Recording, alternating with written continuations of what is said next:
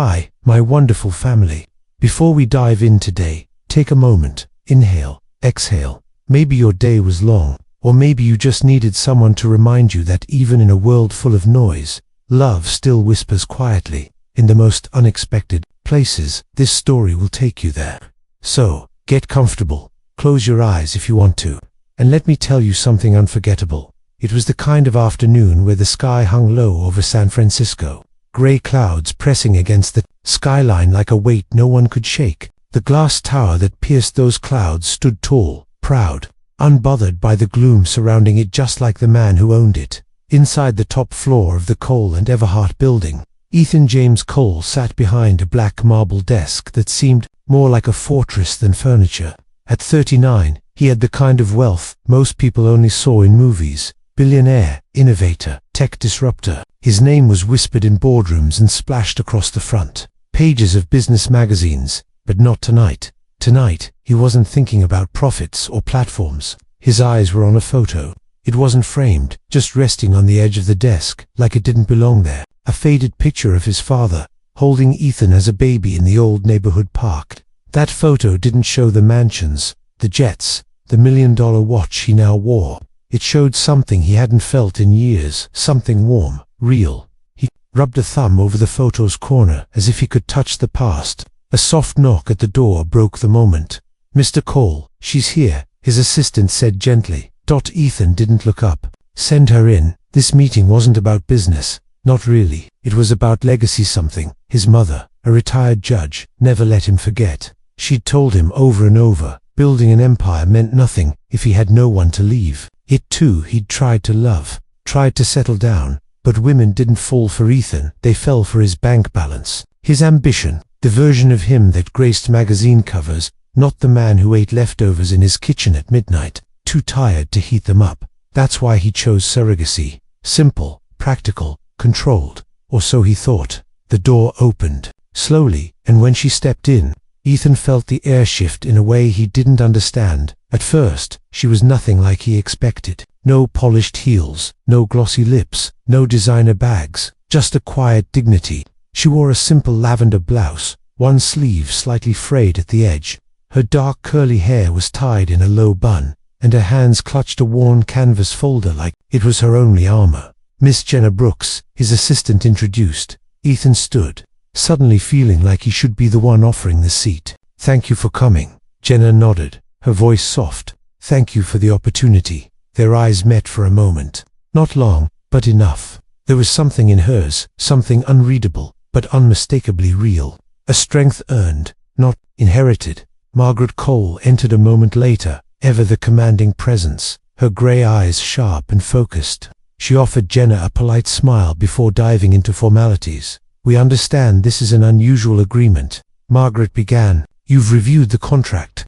"Yes," Jenna replied, her voice steady but low. "And you're prepared to proceed?" Jenna hesitated for the first time. "I have one condition." That stopped everything. Even Ethan looked surprised. "I'd prefer the child not be raised by nannies or assistants," she said. "If I do this, I need to know you'll be present. A real father." Ethan blinked.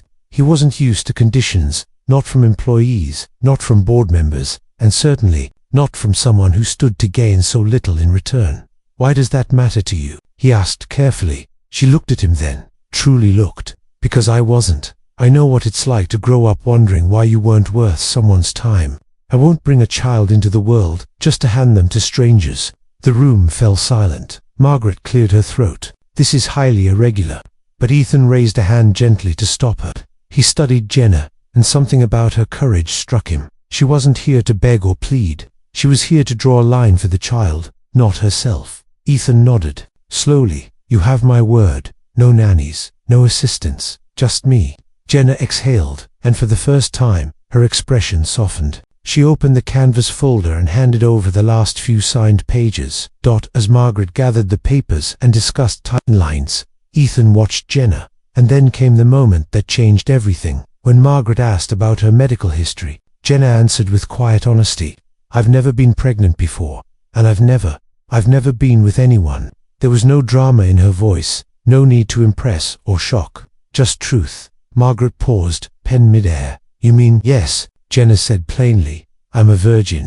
Ethan felt something inside him shift, not out of scandal or judgment, but something deeper. A realization that this wasn't just a contract. This was someone offering him a gift so personal, so pure, it almost hurt to accept. He didn't speak right away. He just looked at Horelli, and for the first time in a long, long while, he didn't feel like the most powerful man in the room. He felt human, and that was where everything truly began. The wind outside had picked up that evening, rustling through the city, like whispers from forgotten memories. Lights glittered across San Francisco's skyline, but in Ethan Cole's penthouse, everything was almost still. The fire in the marble hearth flickered faintly, casting warm shadows against the clean lines of his living room. He sat, alone, holding a glass of untouched water, thinking about Jenna Brooks. It had been hours since their meeting, hours since she'd looked him in the eye and told him a truth so raw and rare, it felt like something sacred. She didn't flinch, she didn't act proud, she just was, honest, unapologetic, unprotected, and for some reason that shook something inside him more than any business deal or courtroom battle ever had. Ethan wasn't used to feeling unsure. He'd built his life on certainty, contracts, figures, blueprints, but now he had agreed to something far more unpredictable. Not just fatherhood, not just biology, but a shared journey with someone whose past he knew nothing about, and whose future was now tied to his own. He reached for his phone and stared at her profile on the agency's app. Everything was there. Her background check, education, medical history, clean, simple, controlled, but that didn't tell him who Jenna really was. The documents didn't say why her eyes looked older than her age. They didn't explain the sadness beneath her quiet strength. They didn't reveal what made her willing to carry a child for a man she'd just met under conditions that were, to put it plainly, intimidating. Ethan leaned back, the city glowing behind him through glass walls, and suddenly realized something. That made his chest tighten. He didn't want this to be a transaction anymore. The next morning, he called the agency directly. I want to arrange a personal meeting with Miss Brooks, he said. No lawyers, no paperwork, just a conversation. They hesitated but agreed. Later that week, Jenna arrived at a quiet cafe in the Mission District, far from Ethan's usual world of leather boardrooms and glass skyscrapers. She wore a simple grey coat, the same canvas folder clutched in her hands, like always.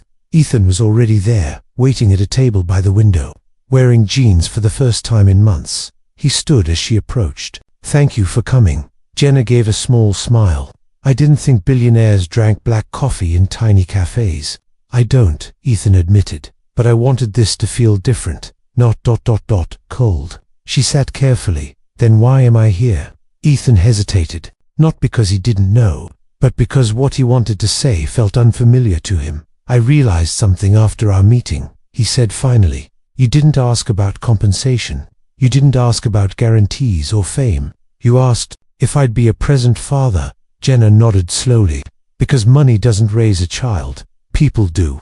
Ethan leaned in, elbows on the small wooden table. I want to know who you are. I want this child to know who you are. Not just your name or your blood type, your story. She looked down at her hands. Silence stretched, and then, her voice, soft and even. I grew up in Bakersfield. My mum worked 2 jobs. My dad disappeared when I was 6. I was the oldest of 4. I learned early how to care for others, how to stretch a dollar, how to say no to things I wanted so my siblings could have what they needed. I didn't date, didn't party. I just ... helped. She looked up at him. When my mum died 2 years ago, I felt like my purpose went with her. Then I saw the ad for surrogacy. At first, I dismissed it, but then something kept pulling me back. Maybe because giving life felt like a way to honor the woman who gave me mine.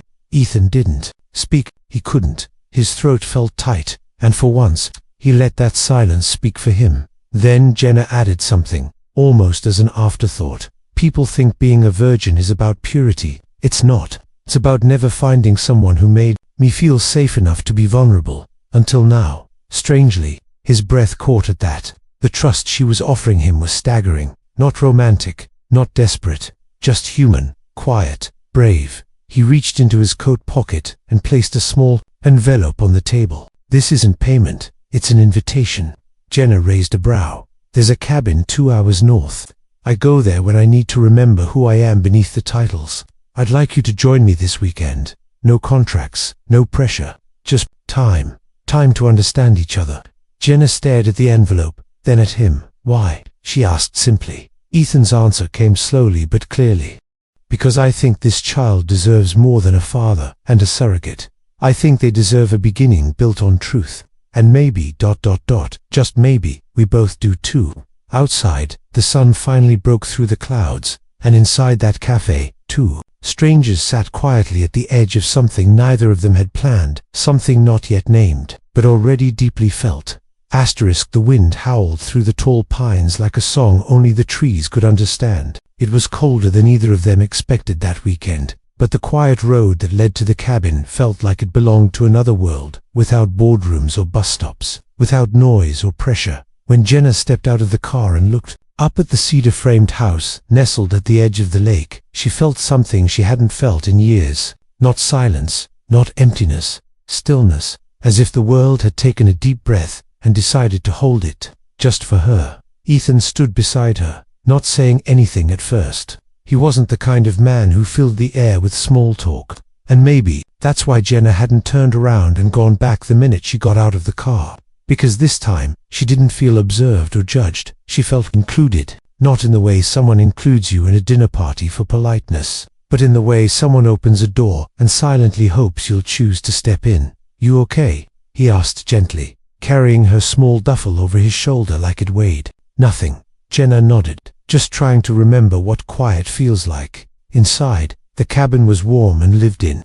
Nothing like Ethan's penthouse, where the cold marble floors echoed with loneliness. Here, soft rugs hugged the floor, shelves overflowed with dog-eared books, a knitted blanket lay folded at the foot of a worn leather couch. It wasn't a billionaire's hideaway, it was someone's refuge. He didn't try to impress her. No fancy wines, no four-course meals. They had grilled cheese sandwiches and tomato soup that first night, and Jenna couldn't help but laugh. When Ethan nearly burned the bread, "I'm better with AI than I am with toasters," he joked, holding up a half-charred slice.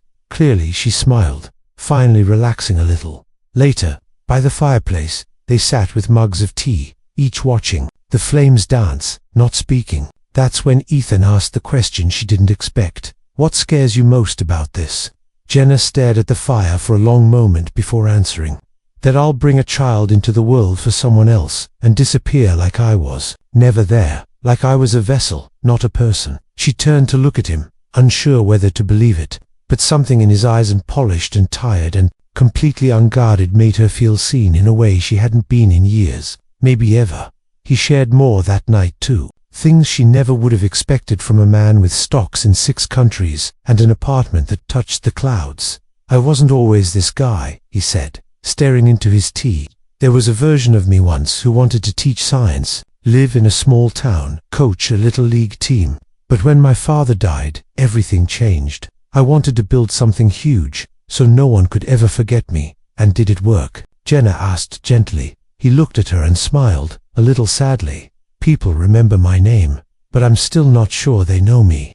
Outside, the snow started to fall softly, blanketing the lake and the trees and the long, winding path that led to the cabin, and maybe, for the first time, they both felt what it meant to not just be present, but to truly arrive. The next morning, Jenna stood by the window wrapped in a thick blanket, watching deer move through the woods. Ethan came downstairs with 2 mugs of coffee, and for a moment, they just stood side by side, saying nothing. Then she turned and asked something she hadn't dared until now. "Why me, Ethan? Of all the women they vetted, why did you agree to this to me?" He didn't answer right away, but when he did, it wasn't calculated, it wasn't polished, it was honest. Because when you walked into that room, you didn't ask for anything but honesty. You didn't pretend. And when you spoke about the child, it wasn't about what I wanted, it was about what they would need. And that told me everything. Jenna blinked, caught off guard. But before she could say anything else, Ethan added softly, "And when you told me you'd never, I realized how sacred this is, how much trust you're giving me. You didn't need to choose this path, but you did. And now I feel like it's my job to protect not just this child but you, too, even if you never asked me to." Jenna looked down, her eyes welling with tears she didn't want to show, not because she was weak, but because, for once, someone had seen her strength and called it sacred.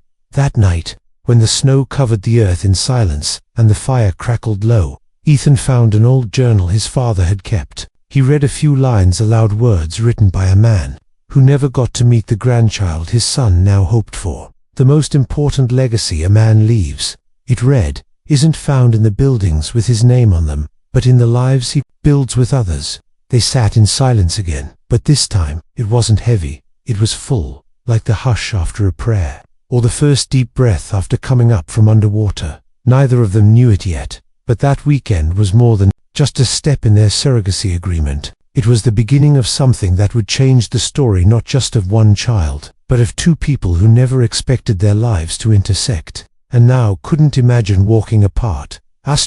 She hadn't meant to miss the train, but life, as always, had other plans. It had been 2 weeks since the cabin.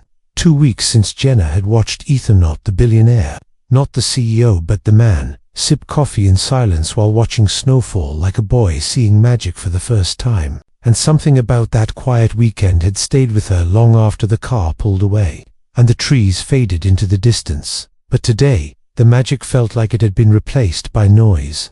She had taken a temp job at a non-profit center downtown, just to stay afloat while waiting for the next steps in the surrogacy process.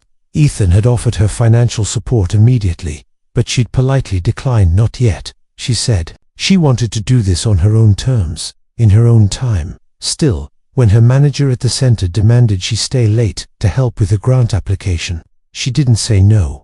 That's how she ended up racing toward the train station in the pouring rain, soaked to her knees, clutching a worn paper folder with documents from the fertility clinic. But the train was gone. Its lights vanished into the dark tunnel, like a promise she was too late to keep. She sat on the bench, teeth chattering, feeling small for the first time in a while. Not because she was failing, but because she was tired of trying so hard to survive when the world kept moving faster than her feet. Her phone buzzed, a message from Ethan, just checking in. Let me know you got home safe. She stared at the screen. Her fingers hovered over the keyboard. She could lie. She could tell him she was fine. Home, dry, fed. But instead, she typed, missed my train, stuck, kind of a mess right now. His reply came in under 20 seconds. Where are you? I'm coming. Checked, protested. He didn't care. 15 minutes later, his black SUV pulled up to the curb. Windshield wipers battling the storm. The back door opened, and there he was, umbrella in one hand, blanket in the other. You didn't have to, she started. I know, he cut in gently, wrapping the blanket around her. But I wanted to. Inside the car, the heat was cranked up, and she pressed her hands against the vents, shivering. Sorry, she whispered. This isn't your problem. He glanced at her, frowning. You're not a problem, Jenna. You're part of something I care about now. That doesn't come with conditions. She looked away, her voice barely audible. No one's ever come for me like that before. Ethan didn't answer right away, but when he did, his voice was steady. Well, get used to it. Back at his penthouse, she dried off and changed into the only spare clothes he had that came close to fitting one of his old college hoodies, sleeves nearly covering her hands. She walked barefoot into the kitchen, feeling half embarrassed, half safe. Ethan was making tea. You're getting better at this domestic thing, she teased, the first smile on her face in hours. I've had practice, he said. Turns out, when you stop eating every meal off a gold-rimmed plate, food actually tastes better. She laughed softly, curling up on the couch, holding the mug close. You know, most people don't see this side of you. Most people don't want to, he said. They see the name, the money, the myth, not the person. There was a pause. Then Jenna said something she'd been holding inside for days. I didn't expect any of this to matter. I thought I'd be just a chapter in your story. But sometimes, I feel like we're writing something together. Ethan sat beside her, not too close,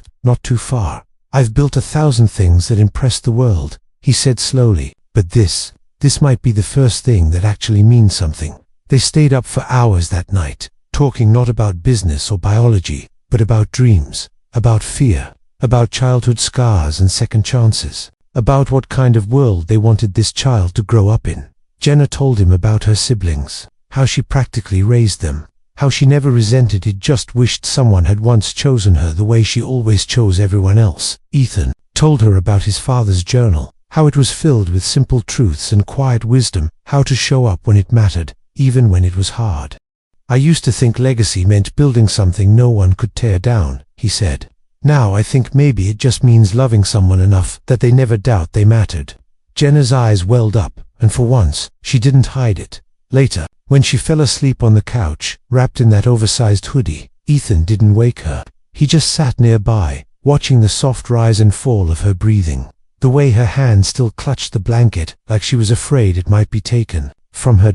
And in that moment, something shifted in him. This wasn't just about a child. This wasn't just about responsibility or reputation. This was about presence, purpose, a quiet kind of love that didn't ask for anything in return. And Ethan knew deep in the place where truth doesn't need words, that whatever this story was turning into, he didn't want it to end. The envelope on the table changed everything. Jenna hadn't expected to find it when she woke up the next morning.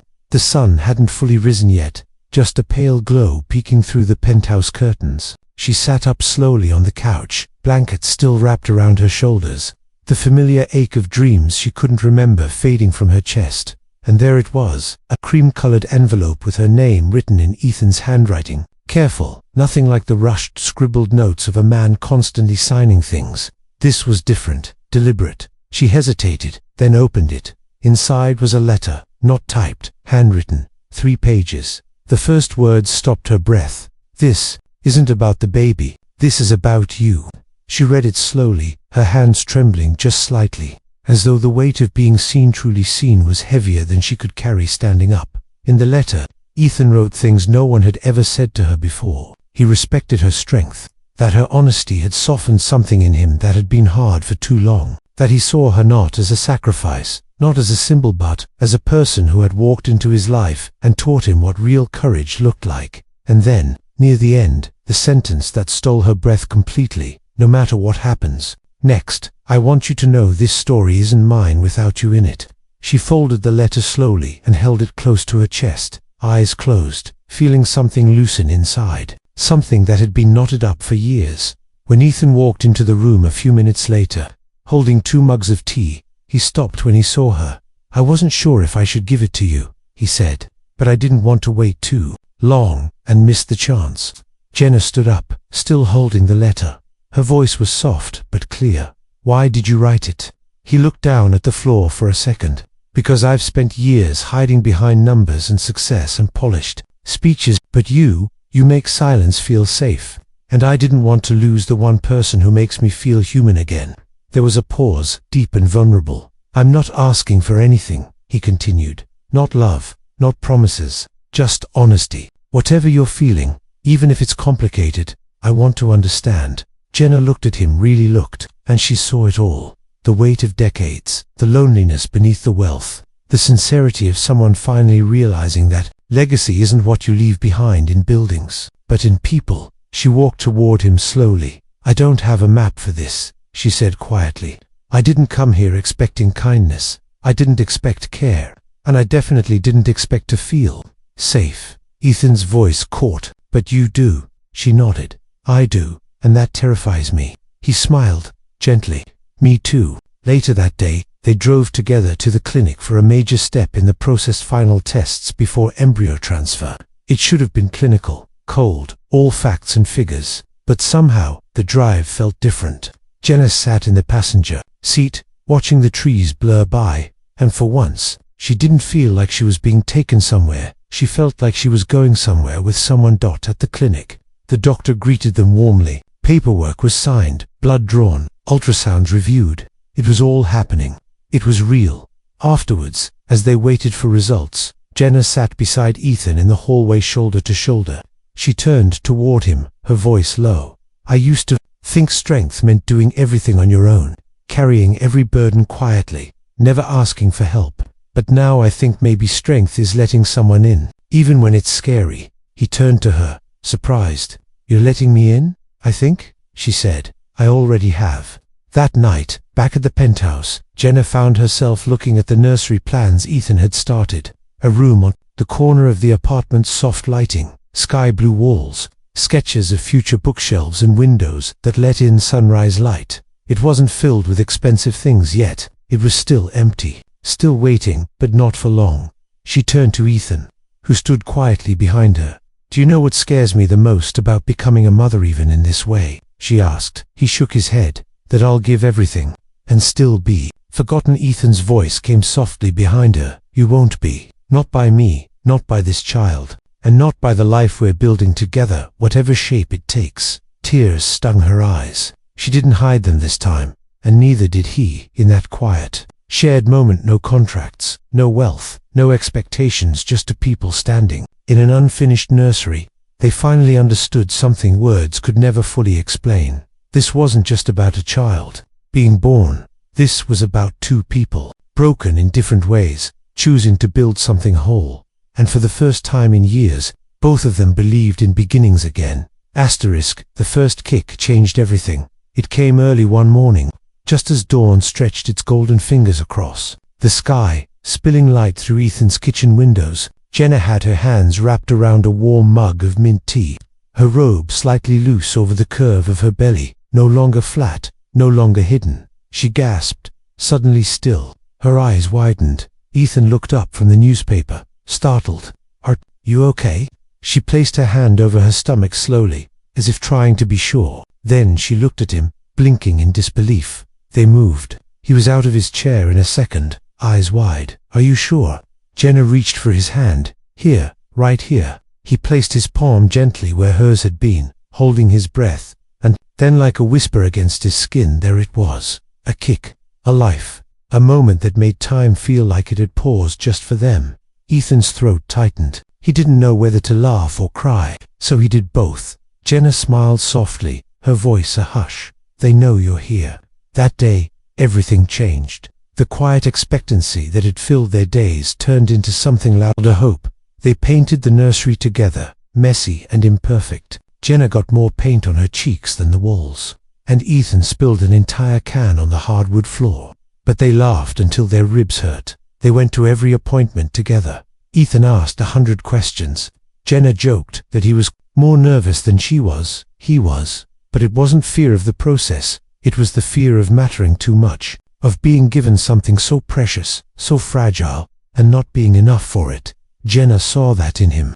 Every time his fingers lingered near the ultrasound screen, every time he carried her vitamins around like they were sacred, every time he whispered thank you to her when she wasn't even sure why. One day, she asked him what he was most afraid of. He paused, then answered quietly, "That I'll mess it all up. That you'll leave, that the baby will grow up and see right through me, and wonder why they were given to a man still figuring out who he is." Jenna reached for his hand. "You won't mess it up, because you care, and that matters more than perfection ever could." As the weeks passed, something unspoken grew between them.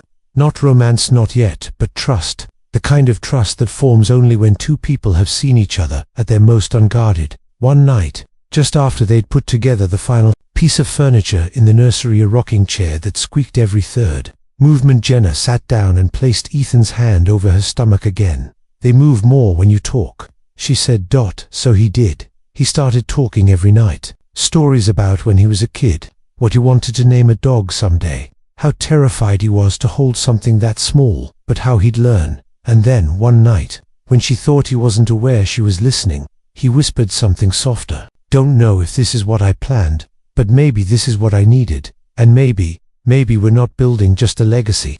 Maybe we're building a home." Jenna didn't open her eyes. She just let a tear slide down her cheek and hoped he wouldn't notice, because she was scared, too. Scared that this fragile, beautiful thing between them would vanish once the baby was born. That he'd retreat, that he'd thank her politely, send her on her way, and forget what they shared. But she never told him that, until the night her labor started. It was a stormy night, of course, because life never waits for the skies to clear. Ethan drove faster than he ever had in his life.